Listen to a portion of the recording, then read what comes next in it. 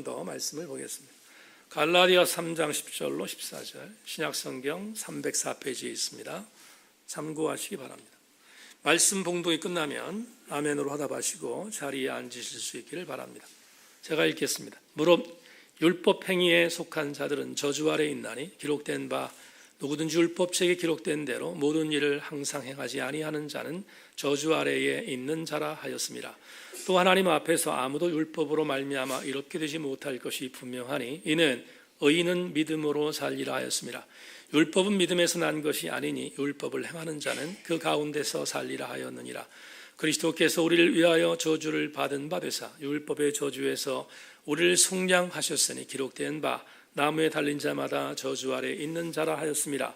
이는 그리스도 예수 안에서 아브라함의 복이 이방인에게 미치게 하고 또 우리로 하여금 믿음으로 말미암아 성령의 약속을 받게 하려 함이라. 자리에 앉겠습니다.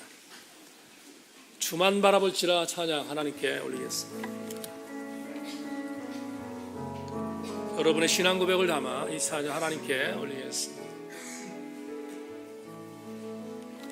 하나님의 사랑을 사모하는 하나님의 평안을 바라보는 자 너의 모든 것 창조하신 우리 주님이 너를 얼마나 사랑하시는지 하나님께 찬양과 경배하는 하나님의 선하심을 닮아가는 자 너의 모든 것 창조하신 우리 주님이 너를 자녀 삼으셨네. 하나님 사랑 눈으로 너를 어느 때나 바라보시고 하나님인 자 이로써 언제나 너에게 기울이시니 어둠의 맑은 빛을 비춰주시고 너의 신음에도 응답하시니 너는 어느 곳에 있든지 주를 향하고 주만 바라볼지 하나님 사랑의 눈으로 하나님 사랑의 눈으로 너를 어느 때 바라보시고 하나님 인자한 귀로서 언제나 너에게 기울이시니 어둠의 밝은 빛을 비춰주시고 너의 작은 신음에도 응답하시니 너는 어느 곳에 있든지 주를 향하고 주만 바라볼시라. 그만 바라볼지라.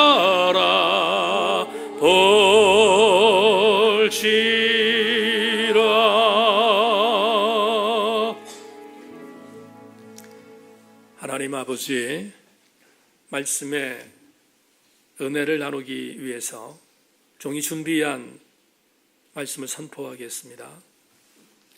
성도들이 말씀을 듣고 예배당에 빠져나갈 때 세상을 보았다면 주를 보는 영적인 전환이 이루어지게 하여 주시고 더불어 오늘 말씀이 우리에게 참 중요한 말씀의 레마로 접목되게 하여 주옵소서. 하나님, 문봉수 집사님 또 제천에 올라와서 오늘 예배를 드리고 있습니다. 하나님, 문 집사님도 동일한 은혜를 받는 귀한 시간 되게 하여 주시고 이동환 권사님 건강하게 하여 주시기를 원합니다. 요한이가 군생활 속에 이제 들어갔습니다. 하나님 건강하게 군생활 잘 진행하도록 훈련 잘 받게 하시고 주한이 탄생했고 영찬이 탄생했는데 하나님의 은혜로 건강한 우리 아이들 되게 하여 주시옵소서. 주의 은혜를 믿고 감사드리며 예수 그리스도의 이름으로 기도하옵나이다. 아멘. 오늘 예배 마치고 나서 장진영 집사님과 김무수 집사님은 제 방에 잠깐만 올라오실 수 있기를 부탁합니다. 오늘 갈라디아서 18번째 강의로 곡해하지 말라 이런 제목을 갖고 말씀의 은혜를 나누겠습니다. 한번 인사합시다. 말씀에 기다리고 오십시다. 인사합시다.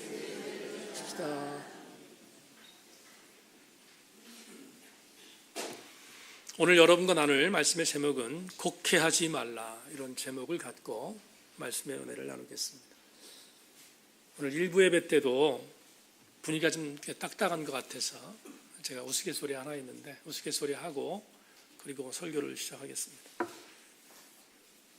제 친구들이 우리 교회의 2부 예배에 영상을 많이 보는 친구들이 있습니다. 그런데 조상국 집사님이 이제 지금 이렇게 설교가 지금 코딩되고 있을 터인데 언제부터 코딩을 하냐면 찬양을 주만 바라볼지라 찬양을 한 것도 같이 집어넣어요. 같이 집어넣어서 그래서 찬양과 더불어 말씀 봉독과 그리고 설교 내용이 같이 영상으로 녹화돼서 그래서 방송이 나가는데 제 방송을 본 친구 목사들이 지난번에 모여서 우스갯소리를 하는데 한 친구가 저한테 그런 얘기를 해요. 이 목사 설교 전에 부르는 찬양이 참 은혜롭다. 영성이 있어 보인다. 이렇게 얘기를 해서 내가 아멘 그랬어요. 근데 그 말을 받았던 직구준 친구 한 명이 뭐라고 하냐면 영성은 무슨 영성 트로트처럼 들려 이렇게 얘기하길래 그래서 제가 그 얘기를 듣고 내 찬양이 트로트 같나? 그런 생각이 들어서 아무리 노력을 하려고 하더라도 가끔 그런 그렇게 곡조가 있는 느낌이 들어서 그래서 노력을 합니다. 여러분 설교는 트로트가 아니고 영성으로 듣기를 바라고 오늘 2부 예배도 하나님의 은혜가 충만한 시간 되기를 주의 이름으로 소망합니다. 우리나라 단어가 한자가 섞여 있어서 쉽지가 않습니다.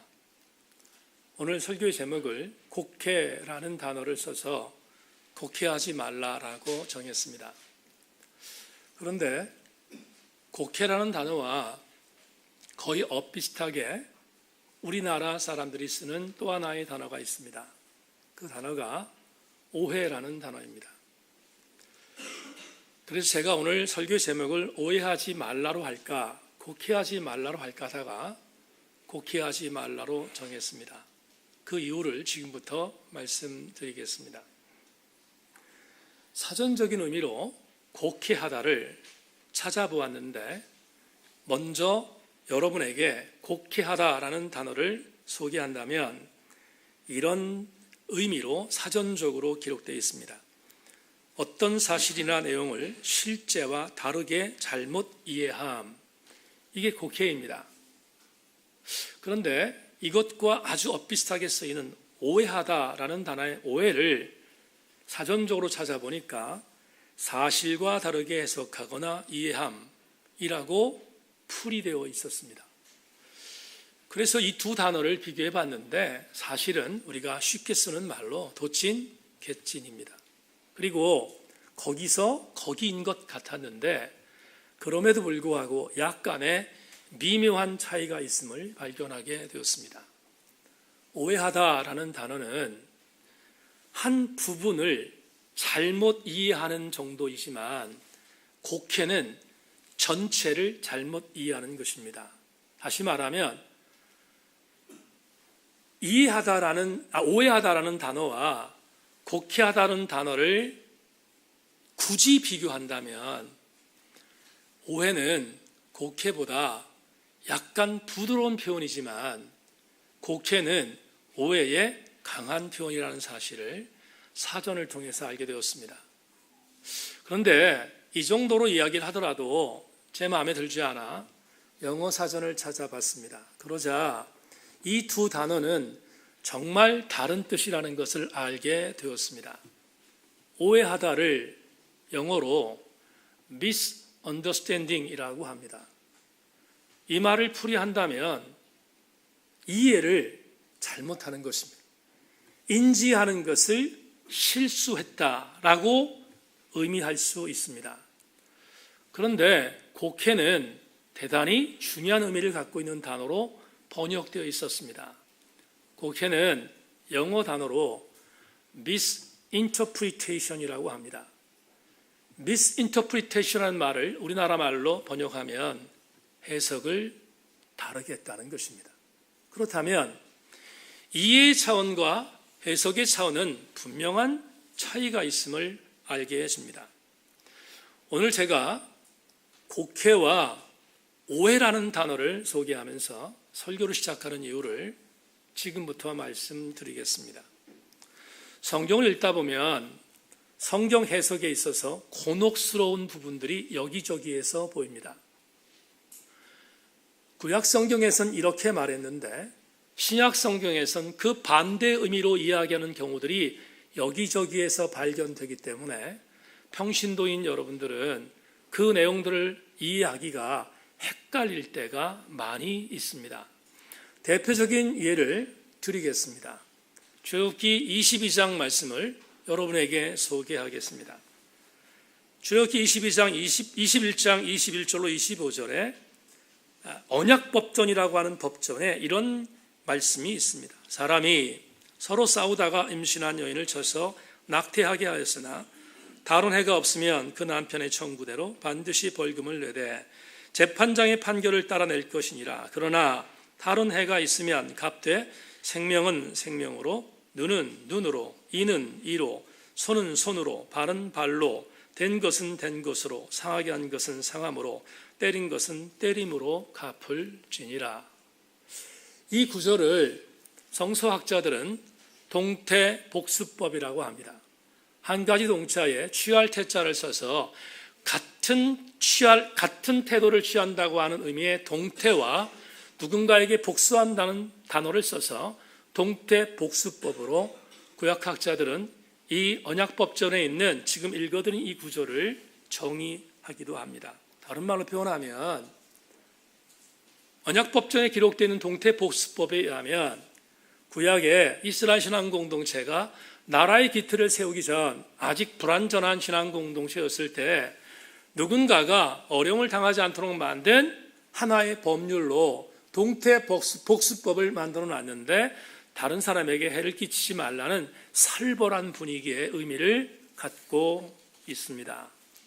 우리는 그래서 눈은 눈으로, 이는 이라는 이 단어를 우리는 너무나도 익숙하게 알고 있어서 이 구절에 대해서 당황스러워하지 않습니다. 문제는 이 구절을 예수님께서 완전히 바꾸셨다는 사실입니다.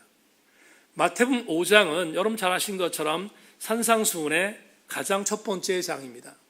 산상수훈의 첫 번째 장에서 예수님께서 동태복수법을 보기 좋게 뒤집어 놓으셨습니다. 그 내용을 읽어드립니다. 마태복음 5장 38절로 42절입니다. 또 눈은 눈으로 이는 이로 갚으라 했다는 것을 너희가 들었으나 나는 너희에게 이르노니 악한 자를 대적하지 말라. 누구든지 내 오른편 뺨을 치거든 왼편도 돌려대며 또 너를 고발하여 속옷을 가지고자 하는 자에게는 겉옷까지도 가지게 하며 또 누구든지 너를 억지로 오리를 가게 하거든 그 사람과 신미를 동행하고 내게 구하는 자에게 주며 내게 꾸고자 하는 자에게 거절하지 말라. 어떻습니까? 주님이 동태복수법의 판을 바꾸셨습니다. 이것을 조금 더 신학적인 의미로 말씀을 드린다면 주께서 율법을 뒤집어 엎으신 것입니다. 하나님께서 명령하셨던 법을 뒤집어 놓았다는 사실은 대단히 우리에게 큰 충격을 주고 있습니다. 주님은 동태복수법대로 살지 말고 도리어 사랑으로 원수를 보듬어라 라는 의미의 말씀으로 마태복음 5장에서 주님은 율법을 뒤집어 엎으셨습니다. 그렇다면 우리 이런 질문을 한번 해볼 수 있습니다. 주께서 오셔서 율법을 뒤집어 엎었다면 이제부터 율법은 필요하지 않은 율법을 폐기해야 되는 것이 아닌가라는 질문을 던져야 합니다. 어떻습니까? 율법은 폐기되어야 하는 것입니까? 그런데 대단히 중요한, 예수님께서 분명히 동태복습법을 뒤집어 엎었지만 그럼에도 불구하고 예수님께서 아주 헷갈리게 만드는 또 다른 말씀을 행하신 것을 마태복음 5장 17절에서 발견할 수 있습니다. 주님은 이렇게 말씀합니다. 내가 율법이나 선지자를 폐하러 온 줄로 생각하지 말라. 폐하러 온 것이 아니라 뭐하러? 완전하게 하려 왔노라 라고 말씀합니다. 그렇다면 마태복음 5장 17절 말씀을 그대로 받는다면 율법은 폐기해서는 안 되는 것임을 주님이 애둘러 표현하신 것이 아닙니까? 도대체 어느 장단에 맞춰야 할지 우리는 헷갈립니다. 그런데 제가 이 구절을 여러분에게 오늘 본문에 들어가기에 앞서서 소개하는 이유를 이렇게 말씀드리고 싶습니다. 약 20년 전, 지금은 은퇴하셨는데 높은 뜻숭이 교회를 담임하던 김동호 목사께서 마태복음 강해를 한 책을 냈습니다. 저는 김동호 목사님의 성서적 깊이에 대해서 그렇게 달가워하지 않는 입장에 있는 목사입니다. 그렇지만 20년 전 젊은 목사 시절 때 김동호 목사가 마태복음에서 글로 남긴 바로 이 부분을 보다가 고개를 끄덕거렸던 적이 있습니다. 성서신학자는 아니었기에, 김동호 목사가 신학자가 아니라 목회자였기에 성서신학적인 의미로 이 부분을 논쟁할 수 있는 거리는 있지만 실천신학의 의미에 있어서 목사니까 현장 안에서 출애굽기 22장과 마태복음 5장을 이렇게 해석한 것은 굉장히 설득력이 있다고 본 한 부분을 소개하고자 합니다. 김동호 목사는 이렇게 이 부분을 썼습니다. 출애굽기는 가해자에게 준 말씀이고 마태복음은 피해자에게 주신 말씀이라. 다시 말해 남에게 피해를 입혔을 때 그 책임을 피하려 하지 말고 책임을 질 줄 아는 사람이 되라는 것이 동태복습법이며, 피해를 당한 사람은 사랑과 용서를 할 줄 아는 자세를 가지라는 말씀이 산상수훈이다. 무슨 말입니까? 말씀의 수요 대상이 다르다는 것입니다. 출애굽기의 동태복습법은 누군가에게 폭력을 가한 자에게 준 말씀이고, 무슨 말이죠? 남에게 피해를 주지 말라는 것입니다. 왜냐하면 남에게 피해를 주었을 경우에 너도 그 피해를 당할 각오를 하라는 것이니까 동태복습법은 가해자에게 준 말씀이지만 반대로 예수님께서 하셨던 산상수훈은 피해자에게 준 말씀이라는 것입니다. 상처를 당했지만, 피해를 당했지만 그리스도의 사랑으로 품으라는 것입니다. 그렇다면 이 두 개의 성경은 서로 배치되는 말씀으로 보이지만 배치되는 말씀이 아니라 같은 말씀일 것입니다. 왜 오늘 이것을 여러분에게 말씀드리는가? 이유가 있습니다. 이제부터 본문을 해석하겠는데, 오늘 본문 해석을 행할 때 이 본문 해석이 누가 받아야 하는가에 대한 내용을 잃어버리면 오늘 본문은 헷갈립니다. 그러나 동태복습법의 내용처럼 오늘 사도 바울이 선포하는 이 본문이 누구에게 주어지고 있는가를 보면 이 본문 말씀은 우리에게 대단히 명쾌하게 들어오는 하나님 말씀이 될 것입니다. 잘 따라봐 주시기를 부탁합니다. 저는 이미 몇 주 동안 갈라디아 강해를 진행하면서 여러분에게 흔들림 없이 제기한 분명한 팩트가 있었습니다. 그게 뭔가 하면 우리들이 구원받는 데 있어서 구원의 조건 중에 유일하게 우리가 가져야 할 것이 믿음 이외에 아무것도 없다는 것을, 여러분에게 선포했습니다. 다 같이 아멘. 또 한 가지 여러분에게 높아신 말씀을 드리겠지만 갈라디아서 전체를 강의하면서 제가 이 강단에서 서서 설교하는 한 구원의 조건으로 믿음 이외에 다른 어떤 것도 선포하지 않을 것입니다. 왜냐하면 성경은 믿음으로만 구원받는다는 것을 우리에게 알려주고 있기 때문입니다. 이것을 거부하면 2단이 되고 3단이 되고 끝단이 되는 것입니다. 그래서 믿음 이외에 어떤 것도 구원의 조건이 되지 않는다는 사실을 계속해서 선포하고 있는 것입니다. 그런데 오늘 여러분과 함께 이런 질문을 던져보겠습니다. 저는 가끔 설교를 뒤집어서 거꾸로 해석하는 걸 좋아하는데 그걸 전제합니다. 구원은 우리가 의롭게 되는 유일한 전제는 믿음으로 말미암았다는 사실을 굳건한 토대로 놓고 질문 던집니다.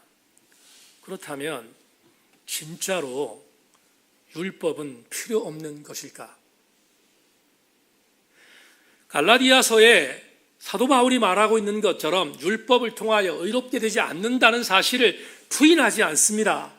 여러분, 그건 절대로 부인해서는 안 되는 기독교의 진리 중에 진리입니다. 그러나 율법을 우리가 정의하면서, 물론 다음 주부터 4장 전체에 율법의 정체가 무엇인지를 사도 바울이 다시 말하기 때문에 여러분과 함께 나눌 기회가 있겠지만, 그러나 오늘 여러분에게 이런 질문을 함께 던져보자는 것입니다. 율법으로 말미암아 구원받을 수 없습니다. 율법을 통하여 의롭게 되는 존재는 없습니다. 그러나 그럼에도 불구하고 그렇다면 율법은 폐기되어야 마땅할 것인가? 라는 질문을 던질 때 우리는 피하지 말고 대답해야 합니다.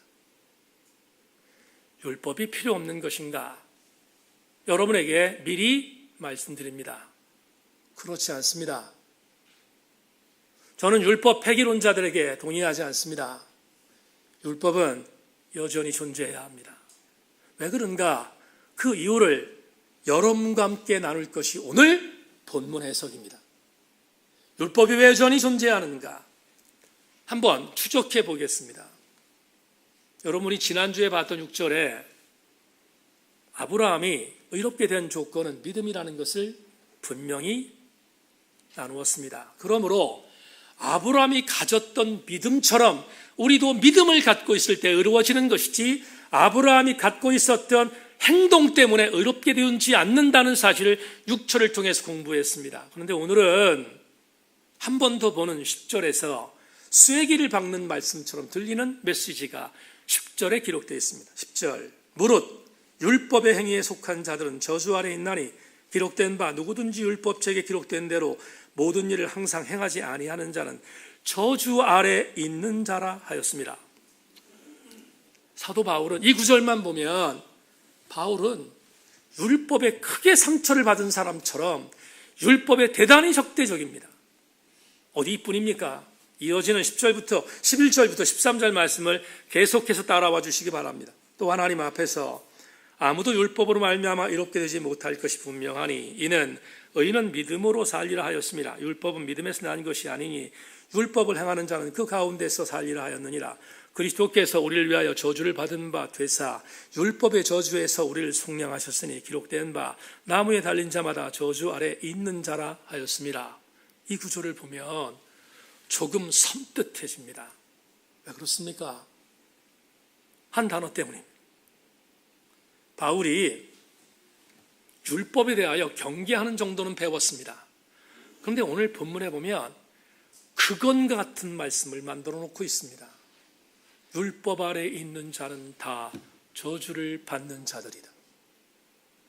율법 이퀄 저주라고 정의한 것입니다.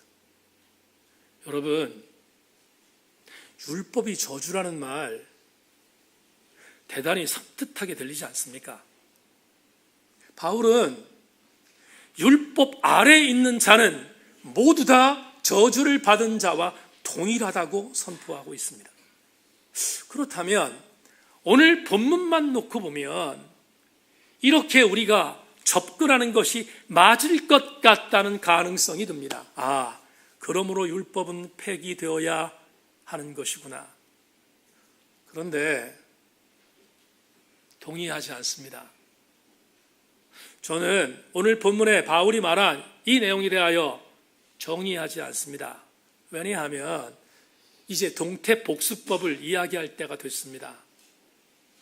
오늘 바울이 이렇게 강력하게 율법을 성토하는 성토의 메시지를 받는 대상은 갈라디아 교회의 성도들과 갈라디아 교회의 거짓 복음을 증거했던 거짓 교사들이잖아요. 지금 이 편지를 받는 수신자의 대상이 율법이라는 것을 강조하여 율법을 통해서 이루어진 할례를 받아야 구원받는다는 거짓 복음을 증거하는 자들이기 때문에 바울은 이렇게 강력하게 율법에 대하여, 심지어는 율법 이퀄 저주라고 말할 정도로 율법에 대하여 경계하고 있는 이 메시지를 저는 이해할 수 있습니다. 그렇지만 아무리 그래도 갈라디아 성도들에 대한 이 메시지는 이해하지만 이것을 보편타당하게 말하는 것에 대해서 동의할 수 없습니다.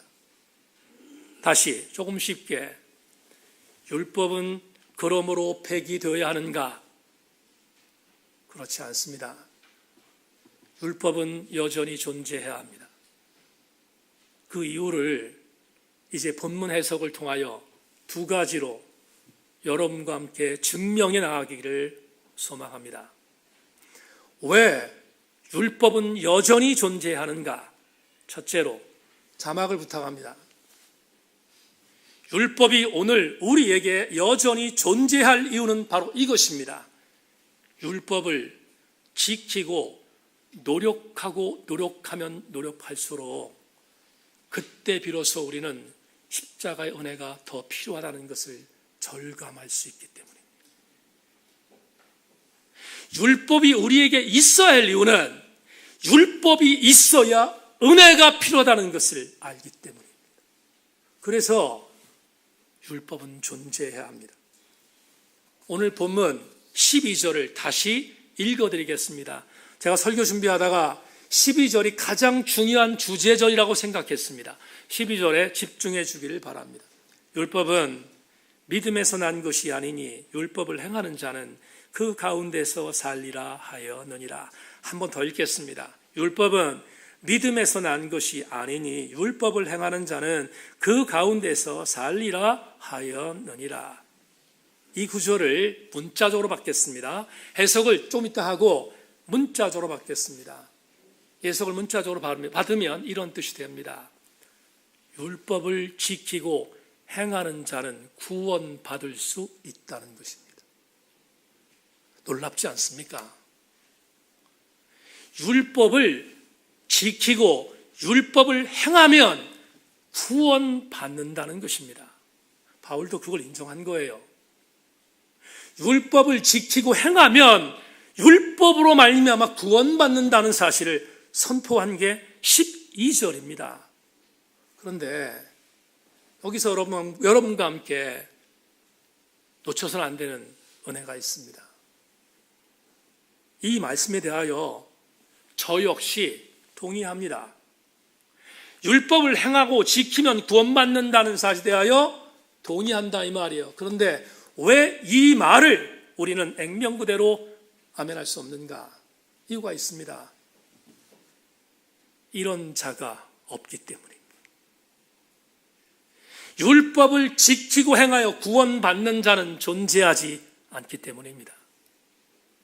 그래서 이 말은 바울이 이렇게 말한 이유는 율법을 지켜 행하여 구원받자는 메시지가 아니라 율법이 그래서 우리를 구원시키지 못하므로 우리는 십자가의 은혜가 필요하다는 역설인 것입니다. 예를 들어보겠습니다. 여러분 율법을 직접 수여받은 자가 누구입니까? 시내산에서 이스라엘 신앙 공동체가 지켜야 할 율법을 직접 수여받은 자가 모세 아닙니까? 그런데 율법을 직접 수여받은 모세, 그런 율법을 지켰습니까? 의미 있는 얘기 하나 하겠습니다. 어떤 굉장히 보수적인 목사님이 설교하는 얘기를 듣다가 저 사람 뭐지? 그랬던 생각이 있던 기억이 있습니다. 텔레비전에 나와서 이런 얘기를 하는 걸 들었어요. 모세가 무리바 물가에서 범죄했다. 그래서 하나님으로부터 징계를 받고 가나안 땅에 들어가지 못했다. 근데 그걸 이렇게 해석을 하더라고요. 어떻게? 가나안에 들어가지 못했으므로 모세는 천국에 들어가지 못했다. 그건 무식한 것입니다. 그런 뜻이 아닙니다. 가나안에 못 들어간 것은 또 다른 의미가 있습니다. 모세는 가나안에 못 들어간 것은 그가 하나님으로부터 심판받은 것은 분명하지만 그가 구원을 받지 못했다는 말이 됩니까? 그렇지 않습니다. 여러분 아시는 것처럼 hormon상에서 주님 변화하실 때 주님 만났던 사람이 모세입니다. 여러분 오늘 설교에 논제는 아니니까 이 정도 합시다. 제가 얘기하는 것은 뭐냐 하면 왜 모세가 가나안에 못 들어갔습니까? 율법을 지키지 못했잖아요. 무리바에서 여호와 이름을 망령 때 일컫는 죄를 범했습니다. 그리고 여호와를 아름답게 이름을 올려드리는 것은 고사하고 분노 충천하여 그는 수많은 사람들에게 분노로 혈기로 물을 내지 않았습니까? 여호와의 영광을 드러내지 못한 것은 율법을 지킨 것이 아닙니다. 또 한 가지, 물론 율법을 받기 이전이지만 그는 애굽에 거할 때 사람까지 죽였습니다. 살인의 죄를 범했던 사람이었습니다. 율법을 온전히 지킬 수 있는 사람이 과연 누가 있습니까? 존재하지 않습니다. 모세 시대만 그런 것이 아니라 오늘 우리 시대도 율법을 온전히 지켜 구원받을 만한 존재는 존재하지 않습니다. 없습니다. 그러기에 이 광경을 보면서 느끼는 것이 무엇입니까? 이것입니다.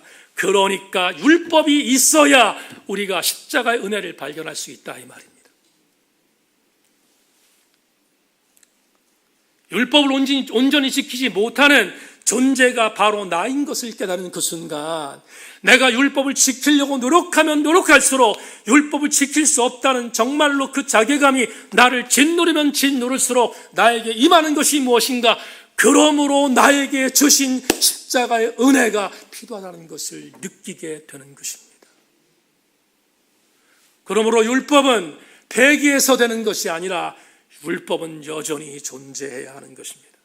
존 스타트 목사님이 갈라디아서 강해를 한 BST 주석에서 이렇게 갈파한 내용을 읽었습니다.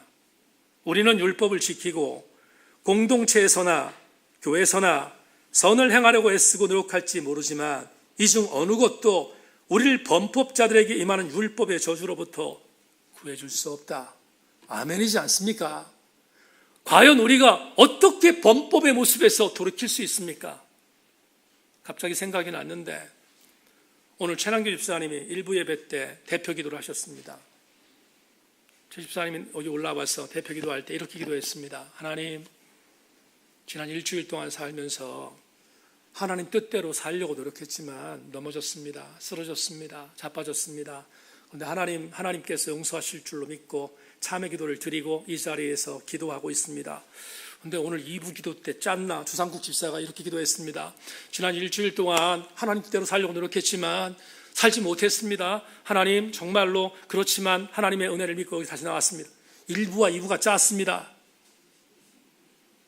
틀린 기도입니까? 틀리지 않습니다. 여러분 조상국 집사만 그렇겠습니까? 최남기 집사님만 그렇겠습니까? 우리 역시 지난 일주일 동안 쓰러지고 넘어지고 자빠지고 그랬잖아요. 그러다가 하나님께서 다시 일으켜 세워주실 것을 믿고 이 자리에 나온 것이 아닙니까? 그렇다면 내가 쓰러진 것을 어떻게 느낍니까? 내가 자빠진 것을 어떻게 느낍니까? 내가 하나님 앞에 하나님 뜻대로 살지 못한 것을 어떻게 느낍니까? 율법이 나를 조명하기 때문이 아닙니까? 율법이 나를 조명했기에 내가 하나님 뜻대로 살지 못했다는 것을 알고 그래서 이 자리에 나온 이유가 무엇입니까? 그래서 오늘은 율법이 아니라 십자가의 은혜를 믿고 나온 것이에요. 그래서 율법은 여전히 존재해야 하는 것입니다. 사도 바울이 오늘 본문에서 율법을 상토했지만 사도 바울의 이야기를 한번 들어보십시다. 빌립보서 3장 5절로 6절 아주 유명한 말씀입니다. 나는 8일 만에 할례를 받고 이스라엘의 족속이요 베냐민 지파요 히브리인 중에 히브리인이요 율법으로는 바리새인이요 열심으로는 교회를 박해하고 율법에 의로는 흠이 없는 자로다. 바울이 어떤 사람이었어요? 율법에 있어서 퍼펙트한 사람처럼 여겨졌던 사람이었습니다. 본인이 고백하고 있지 않습니까? 그런데 말입니다, 이렇게 율법에 대한 열심을 갖고 율법을 지키려고 노력했던 사도 바울, 그가 그렇게 살려고 노력했기 때문에 다메섹에 범죄한 사람들을 찾기 위해서 간 것이 아닙니까? 그런데 그곳에서 예수 그리스도를 만나고 곧걸어였습니다. 잘못된 것을 알았습니다. 율법 가지고는 절대로 구원받지 못한다는 사실을 알고 난 뒤 그가 변화된 모습으로 후에 고린도전서에서 뭐라고 고백하고 있습니까? 내가 율법을 이렇게 엄청난 일을 했고 내가 이렇게 율법으로 엄청난 의미 없는 사람이었지만 율법이 나를 구원하지 못한다는 사실을 알고 나는 이렇게 변했다고 고백하고 있습니다. 뭐라고? 고린도서 15장 10절에서 말합니다. 그러나 내가 나 된 것은 하나님의 은혜로 된 것이니 내게 주신 그의 은혜가 헛되지 아니하여 내가 모든 사도보다 더 많이 수고하였으나 내가 한 것이 아니오 오직 나와 함께 하신 하나님의 은혜로다. 그렇다면 여러분, 고린도서 15장 10절이 그냥 나왔습니까? 아닙니다. 오늘 이 본문을 여기다가 삽입한 이유는 이것입니다. 적어도 사도 바울이 전적인 하나님의 은혜로 내가 나 된 것을 알았다는 것을 안 이유는 그는 이미 율법을 통하여 그가 알고 있었던 모든 것들을 조명받았기 때문이 아니겠습니까? 개천세인교회 교우 여러분, 저는 우리 교우들에게 이렇게 권고합니다. 율법은 우리가 구원받을 조건이 아니지만 율법은 여전히 우리에게 있어야 합니다. 왜냐하면 율법을 지키면 지킬수록 내가 율법으로 완전하게 되지 못한다는 사실을 깨닫고 십자가의 은혜를 간구할 수 있기 때문입니다. 사랑하는 제천세연교회 교우 여러분 모두가 율법을 통하여 십자가의 은혜를 조명받는 지혜로운 백성들 되기를 주의 이름으로 권면합니다. 마지막 두 번째 자막으로 보겠습니다. 왜 율법이 또 우리에게 필요한가? 같이 읽습니다. 시작. 율법을 지키려는 삶은 구원받은 자의 삶의 결과물이기 때문입니다. 환원한다면 막 살지 않게 해주는 바로미터의 역할을 율법이 해주기 때문입니다. 아멘. 왜 율법이 우리에게 여전히 필요합니까? 이것입니다. 율법이 여전히 살아서 움직여야 내가 막 살지 않기 때문입니다. 율법은 구원의 조건이 아닙니다. 그러나 율법을 통하여 나는 그리스도인답게 살기 위하여 나를 쳐서 복종해주는 바로미터가 율법인 것입니다. 4년 전에 탁구장에 가서 탁구를 치다가 복식을 치다가 옆에 있는 파트너에게 부딪혀서 손등뼈가 나갔습니다. 손등뼈가 아파가지고 굿모닝 정형외과에 가서 엑스레이를 찍었습니다. 이상한 원장이 저한테 그래요. 목사님, 등뼈가 삼각형으로 나갔습니다. 그래서 삼각형으로 나간 그 등뼈를 붙이기 위해서 약 1년 동안 시간이 허비됐습니다. 지금도 어제처럼 눈비가 내리면 아픕니다. 시끈시끈 됩니다. 그런데 그날 엑스레이를 찍을 때 이 원장이 저한테 이렇게 말했으면 얼마나 좋겠습니까? 목사님, 엑스레이 찍으면 뼈가 붙어요.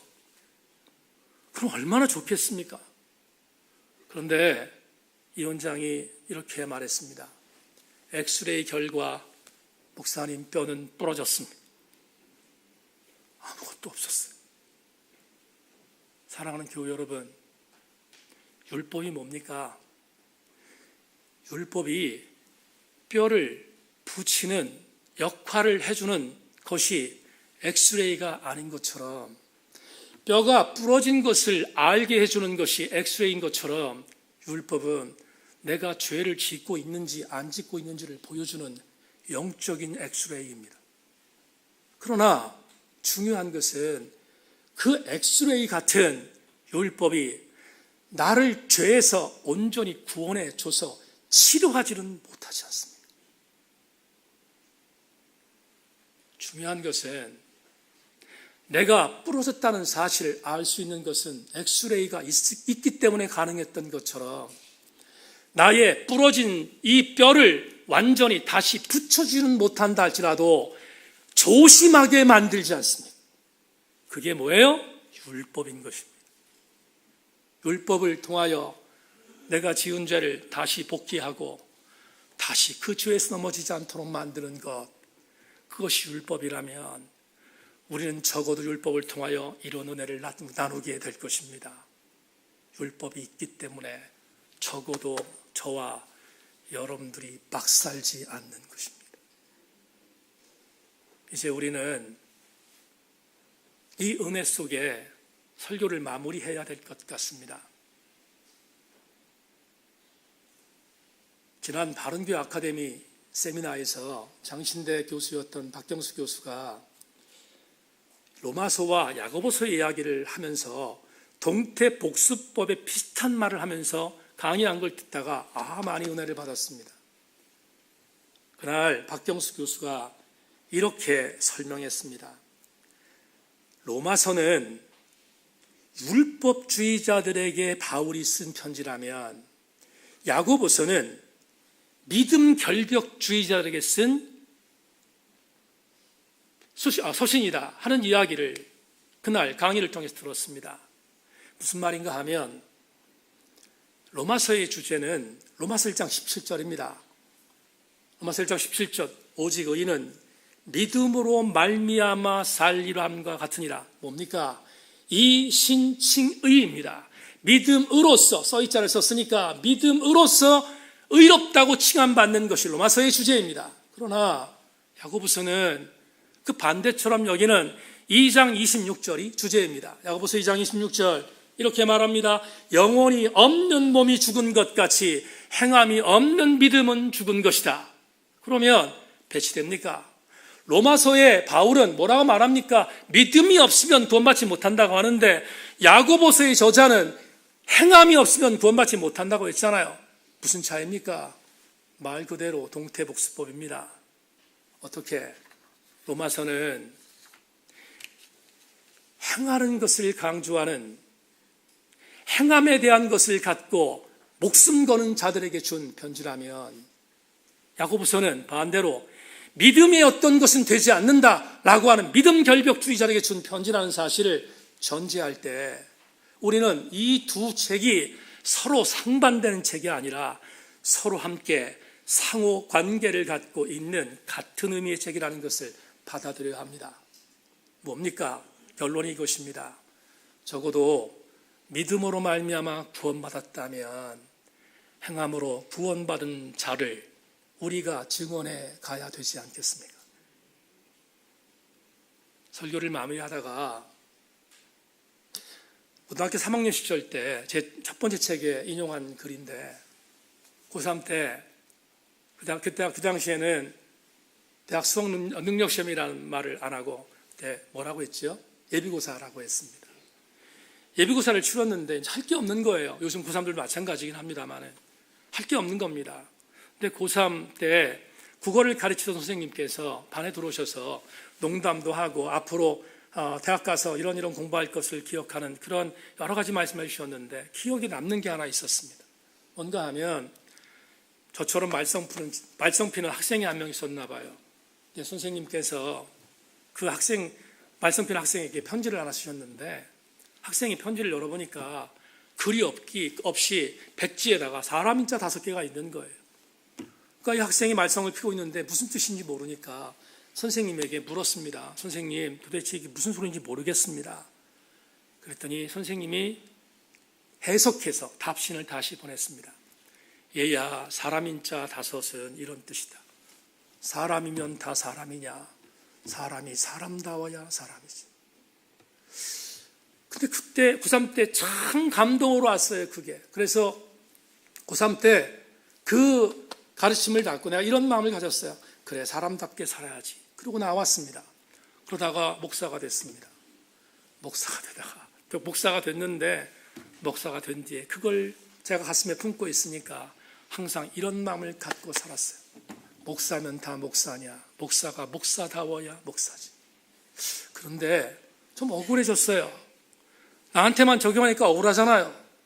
여러분들에게 적용하고 싶은 마음이 들었습니다. 성도면 다 성도입니까? 성도가 성도다워야 성도시. 여러분에게 이 말씀을 드리는 이유가 있습니다. 사랑하는 세인교회 교우 여러분, 공로 없이 믿음으로 말미암아 구원받은 저와 여러분이라면 성도답게 살아야 되지 않겠습니까? 그 성도답게 사는 방법의 반사경은 율법인 것입니다. 말씀 맺겠습니다. 2주 전부터 저에게 제가 사용하는 SNS가 있거든요. 페이스북도 있고 트위터도 있고 또 카카오 스토리도 있고 여러 가지가 있는데 지난주 2주 전부터 그런 얘기가 좀 있다가 지난주부터 제 SNS에 들어온 그런 멘트 중에 저희 친구들이 제일 많이 보내준 글이 하나 있었습니다. 그게 뭐냐면 눈이 부시게라는 드라마예요. 저는 드라마를 안 보거든요. 그러니까 뭔지 모르잖아요. 그런데 눈이 부시게에 나오는 끝났는데 그 눈이 부시게에 나오는 최종회에 그 잘 아는 김혜자 권사님이 주인공인데 김혜자 권사님이 맨 마지막에 남긴 멘트가 SNS로 저한테 올라오는 거예요. 이거 들어보라고. 근데 무슨 소리인지 모르니까 내가 한번 봐야겠다. 근데 전체 볼 수는 없으니까 최종회를 봤습니다. 보다가 팔이 이렇게 손이 안으로 굽는다고 그러나 팔이 안으로 굽는다고 그러나 신앙생활 잘하는 권사님이니까 어떻게 연기를 잘하는지 모르겠어요. 파란만장한 억울한 인생을 살았던 김혜장 권사님이 치매에 걸려서 알츠하이머에 걸려서 마지막 멘트를 했는데 그 멘트가 결정적으로 제가 보게 된 이유가 이게 앵커 브리핑에서 나왔어요. 그래서 이게 도대체 얼마나 이게 엄청난 일인가를 보기 위해서 제가 드라마를 보다가 죄송합니다. 요즘에 제가 여성 호르몬이 많이 나오거든요. 근데 아내한테 들킬까 봐 그걸 보는데 숨어서 울었어요. 얼마나 감동이 되는지. 여러분에게 오늘 설교를 마감하면서 김혜정 원사께서 하셨던 눈이 부시게 나오는 마지막 회의 마지막 엔딩 멘트를 읽어드리겠습니다. 내 삶은 때로 불행했고 때로는 행복했습니다. 새벽에 쨍한 차가운 공기, 꽃이 피기 전 부는 달큰한 바람, 해질 무렵 우러나는 노을의 냄새, 어느 하루 눈부시지 않은 날이 없었습니다. 지금 삶이 힘든 당신, 오늘을 살아가세요. 눈이 부시게 누군가의 엄마였고 누이였고 딸이었고 그리고 나였을 그대들에게. 이 멘트가 나오는데 이건 눈이 부시게라는 드라마의 마지막 대본에 나오는 멘트인데 그날 저는 이 멘트가 그렇게 들리지 않았어요.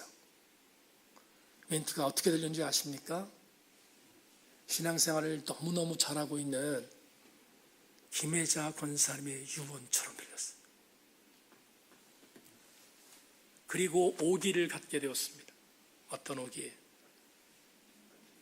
믿음으로 말미암아 값없이 구원받은 우리라면 율법이 필요 없다고 내팽겨치는 곡해하는 삶이 아니라 믿음으로 말미암아 구원받은 나였다면 김혜자 권사의 유언처럼 들렸던 이 멘트처럼 우리도 행동함으로 율법의 조명받음으로 막 살지 않는 은혜의 삶을 살아가야 되지 않겠습니까? 모쪼록 여기에 모여있는 우리 모든 교우들이 율법의 조명을 받아 십자가의 은혜를 더 많이 느끼는 행복한 사순절 세 번째 주간이 되실 수 있기를 주님의 이름으로 축원합니다. 하나님, 오늘 주의 말씀을 나누었습니다. 김기성 목사께서 거듭의 기도에서 이렇게 기도하고 있습니다. 우울한 세상, 슬픔이 가득한 세상 기쁨으로 잘 건너게 도와주시고 우리의 있음이 세상의 기쁨이 되도록 우리를 사용하여 주옵소서.